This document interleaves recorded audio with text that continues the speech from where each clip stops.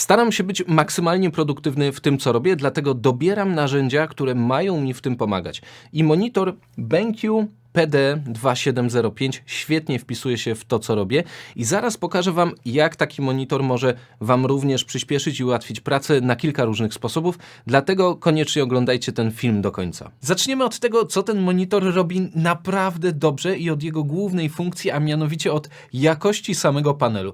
Od ponad miesiąca go użytkuję i wykorzystuję go do zarówno montażu filmów na swój kanał, jak i do obróbki zdjęć i muszę przyznać, że obraz, jaki generuję, idzie w parze z moim referencyjnym monitorem NEC PA271Q, który jest tutaj na środku mojego biurka. W BenQ mamy 99% pokrycie sRGB, tryb kolorów Rec 709 przydatny przy montażu filmów, a także HDR10.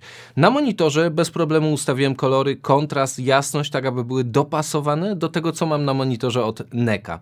Także jeżeli odtwarzam te same rzeczy na obu monitorach, nie widzę różnicy w odtwarzanym materiale. Oprócz typowego zastosowania tego monitora, używam go jako monitora podglądowego do aparatu. Praktycznie zawsze do tego monitora mam podpięty luźny 5-metrowy kabel HDMI. W czasie nagrywania filmu wystarczy, że obrócę monitor na biurku, podepnę aparat i mam ekstra duży podgląd, świetnie widoczny nawet z dalsza. Bardzo mi to pomaga wtedy, kiedy muszę sprawdzić kadr, oświetlenie. Jest to przydatne też wtedy, kiedy monitor aparatu jest zasłonięty. Ważne jest dla mnie też, że to, co widzę na monitorze, zgadza się z tym, co jest na monitorze aparatu, bo mam wtedy pewność, że to, co ustawię, wzorując się na tym monitorze, będzie tak samo wyglądało, jak to, co się rzeczywiście nagrywa w aparacie. Do tego mogę przeglądnąć szybko nagrane ujęcia i odtworzyć je na monitorze, żeby na przykład sprawdzić, czy wszystko dobrze się nagrało. Monitor ma wbudowane głośniki, które nie grają może oszałamiająco, ale do sprawdzenia filmu, kiedy tylko mówię do aparatu, jest jak dla mnie ok. Monitor możemy podpiąć do 3 różnych urządzeń przez wejścia HDMI, DisplayPort i USB-C.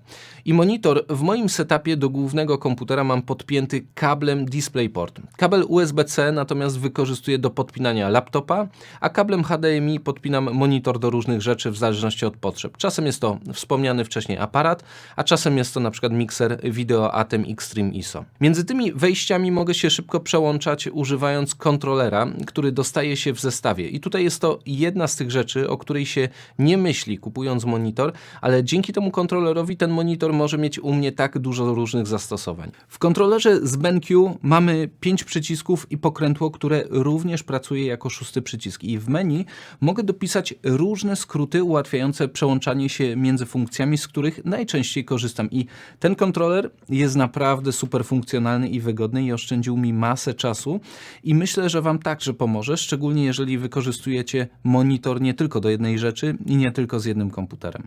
Bez problemu z tego monitora także robię podgląd na mojego Atema Extreme ISO, kiedy robię transmisję na żywo czy rozmowy na Zoomie. Łączę port wyjściowy HDMI out z Atema z monitorem kablem HDMI i włączam funkcję Picture in Picture, czyli obraz w obrazie.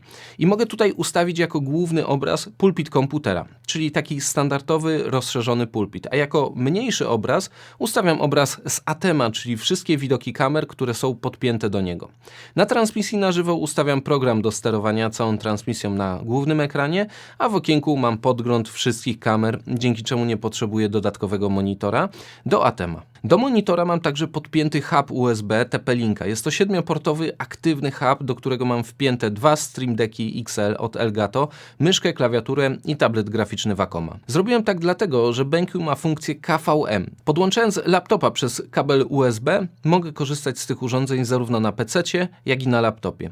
I do przełączania się między komputerem a laptopem używam kontrolera i skrótów klawiszowych, które wcześniej ustawiłem. Kabel USB-C w tym przypadku może służyć jednocześnie do transmisji obrazu, dźwięku i może także ładować Waszego laptopa, ponieważ ma funkcję Power Delivery do maksymalnie 65 W. Retuszując zdjęcia czy montując filmy wykorzystuję 2 monitory, ponieważ to znacząco ułatwia i przyspiesza mi pracę. Jeżeli mam uruchomionego Photoshopa, na NEC-u mam uruchomiony główny program, gdzie odbywa się retusz i gdzie mam widoczne narzędzia. To tam pracuję często na detalach, natomiast na BenQ wyświetlany jest podgląd całego zdjęcia. Monitor BenQ stoi na podstawce słuchawce, którą dostałem w zestawie i super pomocna jest funkcja Pivot, ponieważ jeżeli mam zdjęcia w pionie, na przykład z sesji biznesowych, mogę z łatwością obrócić monitor i mieć podgląd na całe zdjęcie w rozdzielczości 4K Ultra HD.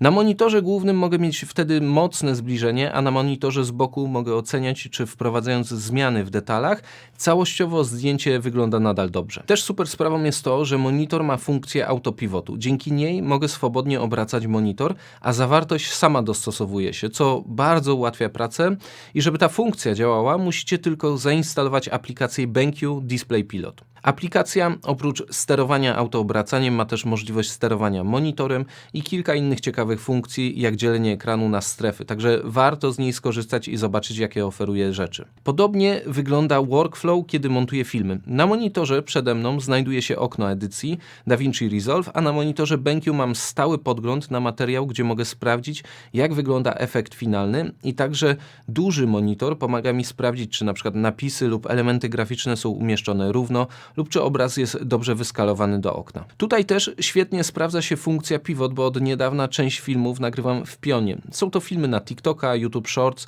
więc możliwość zmiany orientacji monitora i podglądu filmu w pionie jest tym bardziej dla mnie pomocna. Dodatkowo ostatnio bardzo dużo zacząłem korzystać z tego monitora wtedy, kiedy przygotowuję się do nagrywania, kiedy robię notatki, piszę scenariusz. Robię to często wieczorami i znalazłem w tym monitorze tryb Low Blue Light, który sprawia, że obraz na monitorze ma cieplejsze barwy i przez to oczy mi się mniej męczą, niż gdy korzystałem z innego monitora. Także od tej pory jest to idealny tryb jak dla mnie do pracy wieczorami, zbierania informacji i nauki. Wtedy, kiedy odwzorowanie kolorów nie ma dla mnie takiego znaczenia, ale za to ma znaczenie, że mogę pracować bez zmęczenia dłużej. Jeżeli chodzi o budowę samego monitora, to jest on bardzo solidnie wykonany. Na pewno jest lepiej wszystko spasowane niż w Neku, którego obudowa potrafi skrzypieć, kiedy ruszam monitorem.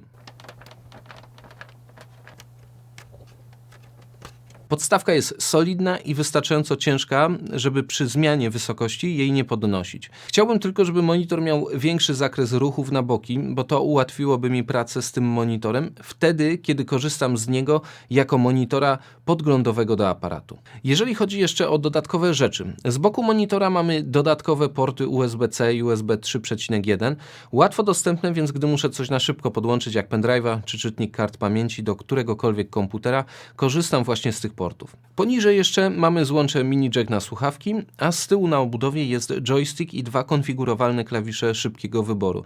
I do nich mam dopisane skróty od zmiany trybu koloru i trybu KVM. Jeżeli będziecie mieć jakiekolwiek pytania dotyczące tego monitora, zapraszam do pisania, zadawania ich w komentarzach pod spodem, pod filmem. Natomiast skoro oglądałeś ten film o monitorze dla grafika, to także możecie zainteresować poradnik do Photoshopa, który się pojawił po lewej stronie, lub ten po prawej, czyli poradnik do DaVinci Resolve, z którego nauczysz się, jak montować filmy.